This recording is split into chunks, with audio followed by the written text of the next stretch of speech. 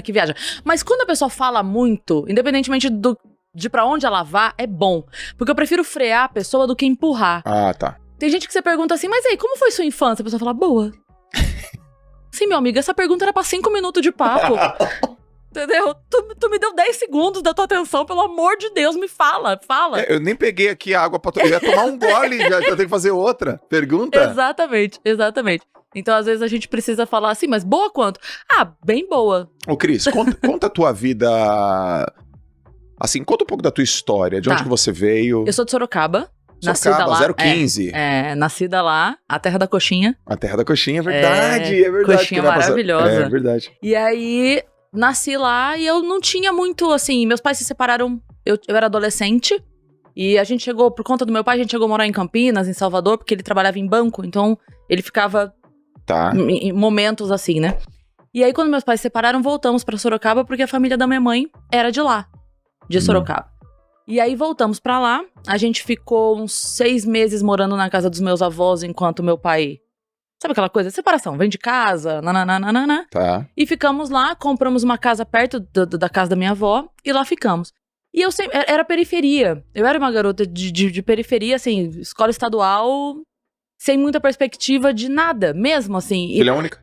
Não. Do meu pai são 6, da minha mãe são 2. Minha mãe é o segundo casamento do meu pai. Tá bom. Então, assim, sem muita... Não tinha... Não, longe de passar fome, não, história triste, ai meu Deus. Não. Uhum. Mas assim, era sem aquela coisa, sabe? Vai se formar, vai ter um emprego mediano, vai... É isso aqui, tá bom. Né? Com muito esforço da família, eu iria fazer uma faculdade, mas esse era o teto. Esse era o teto, tá. Sabe? Não tinha aquela coisa de 15 anos vou pra Disney.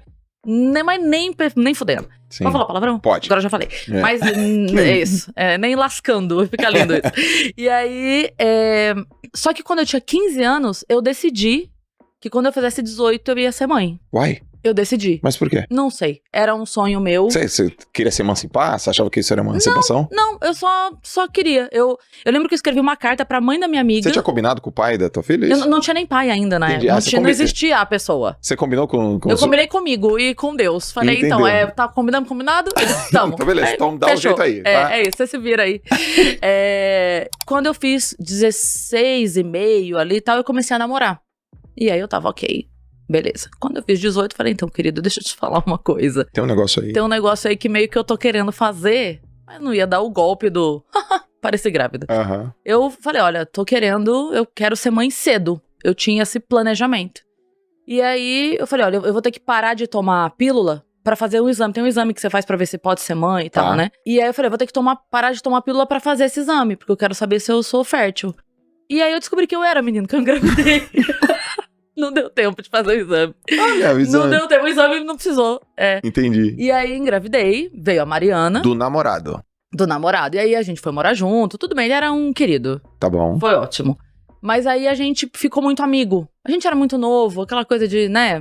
Tá. Casamento não é fácil já a gente sendo adulto e tendo uma noção da vida. Sim. Imagina jovem, né? Sim. E aí a gente ficou muito amigo. A gente era 2 amigos dividindo uma casa, assim. Não tinha tesão, não tinha nada. Sim. E aí acabamos separando, e aí ficamos eu e Má. Só que de tudo que eu poderia fazer na minha vida de profissão, eu queria fazer publicidade, eu pensei em fazer direito, eu pensei em fazer arquitetura, 1000 coisas eu pensei, até em relações públicas eu pensei. Mas eu falava, cara, qualquer coisa que eu vá fazer, qualquer profissão que eu decida seguir, eu vou ter que fazer o ensino médio, fazer uma faculdade, me formar, arrumar um estágio. Eu tenho 10 anos de gap aí pra poder ser mãe. E eu não quero. Eu quero uma profissão que me dê... Então eu preciso de uma profissão que dependa só de mim. Que dependa mais de mim do que dos outros. Eu falei, cara, se eu me formar professora, estudar pra concurso só depende de mim.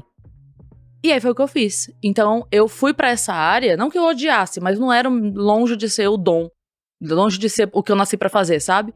Mas eu falei assim, cara, eu vou... E aí só depende de mim. E de fato foi. Assim, eu me formei, um mês depois eu já tava concursada trabalhando. Eu passei em 3 concursos públicos, porque eu falei, cara, isso aqui é assim, ó. Só depende de mim. Tanto que eu lembro que quando eu fui prestar o concurso, é 324 vagas. E todo mundo que perguntava, quantas vagas são? Eu falava 323, porque uma é minha. Uau. Vocês briguem pelas 323 aí. Vocês fazem o que vocês quiserem, porque uma é minha. Sim. E eu estudava enlouquecidamente, e assim foi. Então, sempre fomos eu e a Má, juntas ali, né? Tá ali ela. Tão juntas que tá aqui comigo hoje. Parece irmã, meu. Ela, não, a Má é incrível, parceiraça. E aí foi assim. Então eu fiquei dando aula durante 10 anos, que foi o que você leu. 10 anos, 10 anos dando aula. Disso vieram Qual que é a idade da molecada? Então, é o ensino fundamental. Então eu dava aula desde a educação infantil, eu Sim. dava aula mesmo pra, tipo, 2, 3 anos, até 8, 9, 10 anos. Até a chamada quarta série, né? Que agora é o 5º ano, mas a gente conhece como quarta série. Uns 10 anos, né? Há uns 10 anos, isso. 10 anos, é. Então,